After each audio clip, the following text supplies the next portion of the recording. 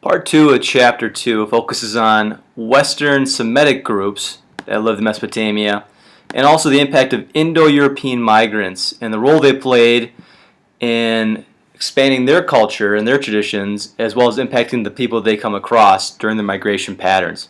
But before we get to that, I want to go back to the last section and just reiterate some points we ran out of time at the end of the lecture.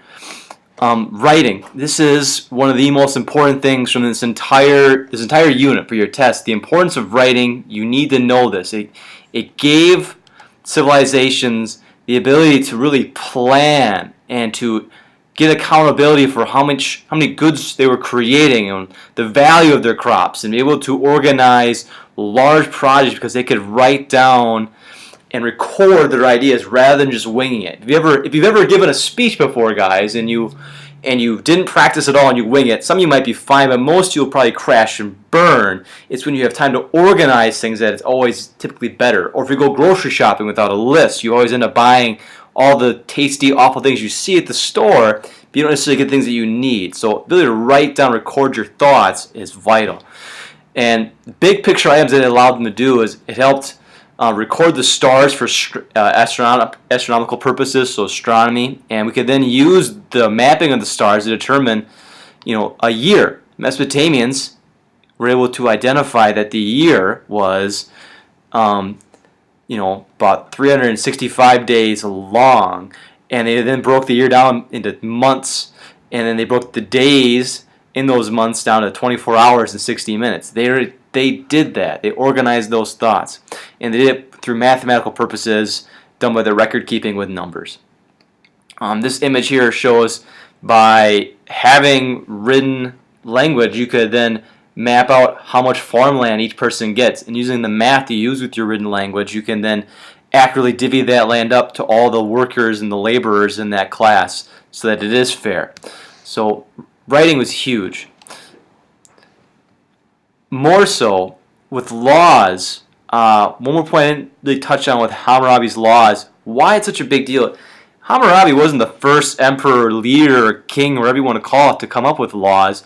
He was the first person to take all the laws that existed, take the ones from those that were good, record them, and then get rid of the ones that were not sensical and were not beneficial to society. He did what we call codified, which is when you take many different things and you put them together. So he had the first ever codified law system, taking many laws from throughout his empire and then bringing them together for a central document that everybody would use. And that's a big idea. That's a big term that you'll need to know the entire year. Codified.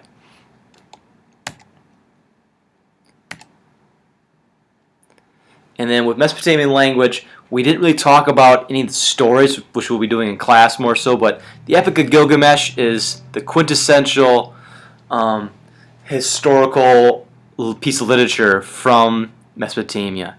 It documents the actions of a probably fabled but possibly true king from the city of Uruk, who was supposedly 3/4 god and then 1/4 human, and the great tasks that he did.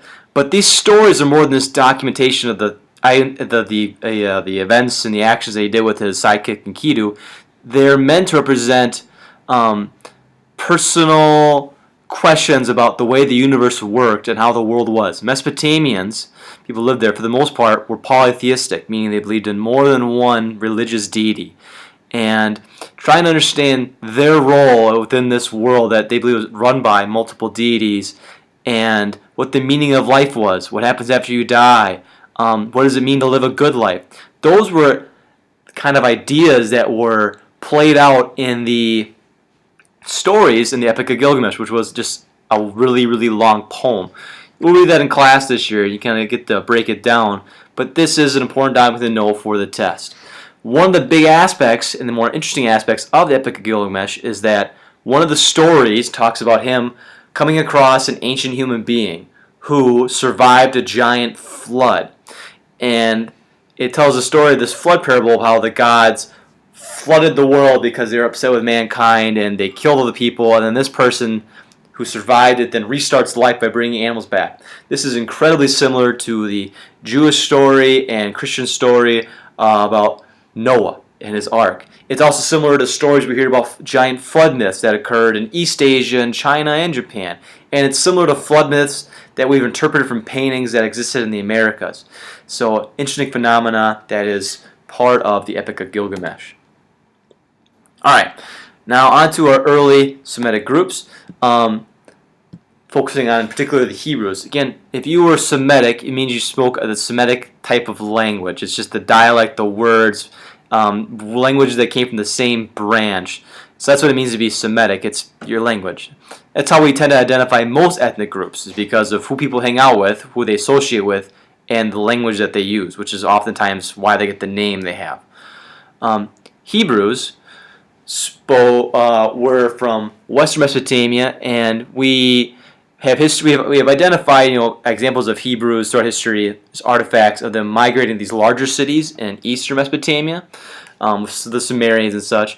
But really, they kind of come into prominence around the 2nd millennium BCE, and that's where we start to see Abraham, and we see them settling in cities. In particular, they're settling in Palestine, and their descendants borrow the laws of retribution, the lex talionis, and they borrow some of the stories and some of the gods from Mesopotamians, and they also practice this polytheistic religion. Originally, Hebrews were polytheistic. Then we start to see them migrate down. So they first settle in this area here, right below what is now modern-day Lebanon, and in what is Palestine, Israel.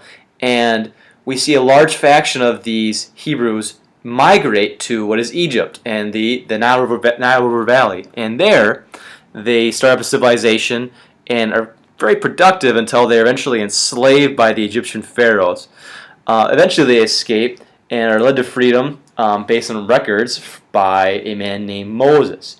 And it's during this escape with Moses and their journeys that they then begin to develop new beliefs, and they begin worshiping a single God. They begin practicing monotheism, this idea of worshiping only one deity, and that if you worship multiple other ones, they are fake deities, there's just one.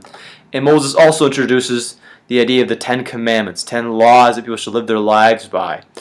This is not the first example in history of monotheism, but Hebrew monotheism, which is the roots of Judaism today, is one of the earliest and is probably the most famous example of monotheism. Eventually, under the guidance of Moses and future leaders, these Hebrews migrate back and form what is now the kingdom of Judah. So they form Israel, and then people branch away, migrate to Egypt. They're enslaved, and then they migrate away, and they escape, and they migrate back south of Israel. And we have our 12 tribes of Israel, and we see the creation of Judah. And this is where we start seeing King David, King Solomon, these large cities. Jerusalem becomes the capital, and this monotheistic worship continues through here. And this society has heavy Mesopotamian influence, but one big difference is that instead of ziggurats being used for religious worship, we see the creation of temples, as shown here by Solomon's temple, that was created to worship their monotheistic God, Yahweh. Just an image of Moses here from the popular film from, I believe, the 60s or 50s, the Ten Commandments. The teachings about the journeys of the early Jews and Hebrews is known as the Torah, and along with other Jewish holy texts, they are combined to form the Tanakh, which is just the Jewish teachings. Eventually, as these cities begin to prosper, different cities within and different parts of the Hebrew kingdoms, particularly Israel and Judah, go to war, and they fight a civil war with each other, which is ended when the Assyrians come and end up just conquering the entire area. They conquer all of Israel and eventually also conquer parts of Judah. The Israelites are forced to flee, and the tribes are lost, and they're then kind of forced to become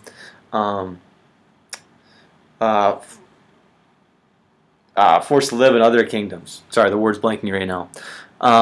Eventually, the Assyrians are conquered by the Babylonians, and the Babylonians go and take it one step further and conquer what is Jerusalem, the capital city, and they take it for themselves. This is part of the very famous story of Nebuchadnezzar coming down and conquering and exiling the Jews, which then leads to, centuries later, the Persians coming with the Medes and the writing on the wall fable, which we'll watch on a TED Talk in Unit 2.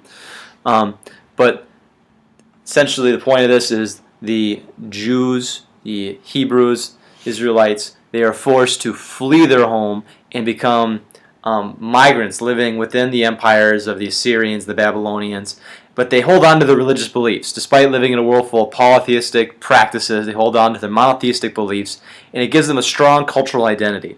So despite not having a homeland, they are still very recognizable to each other.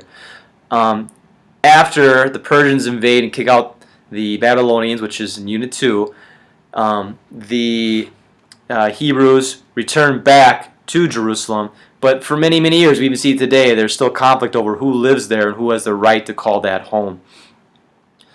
The term Jew begins to arise now, Jewish people, to represent Hebrew monotheists who live throughout the different empires in Mesopotamia. They are known as Jewish people.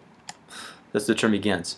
North of the Jewish people were the Phoenicians. The Phoenicians were excellent traders, and they were known for creating an elaborate maritime trade system, which is shown here. So they start here, and they would sail with their superior naval technology and set up settlements and colonies, and they would acquire goods of these colonies, which they would then trade with other existing civilizations. And they became very wealthy, not because they were farmers and practiced great agricultural traditions, because they traded with civilizations that were farmers. And so they were incredibly wealthy and well-cultured. Today, we think back to the Phoenicians not because of these great trade networks they created, because of Carthage, a later settlement of theirs. We think back to them because they were the forefounders of our modern-day language, which is the phonetic alphabet. Instead of having symbols that represented things in the world, and like you'd have a picture of a goat meaning a goat, they actually created symbols that represented sounds. And these sounds is what we kind of give the name for phonetic speaking and the phonetic alphabet. And their alphabet then impacted Linear A, which impacted the Greeks, which then impacted the Romans who created Latin, which then leads itself to our current English language. One great tool that the Phoenicians had why they were able to create such great boats and why they were able to trade is because they had lumber. They were able to acquire lumber from Lebanese hills, and they used that lumber to create their boats and also trade people who needed the lumber.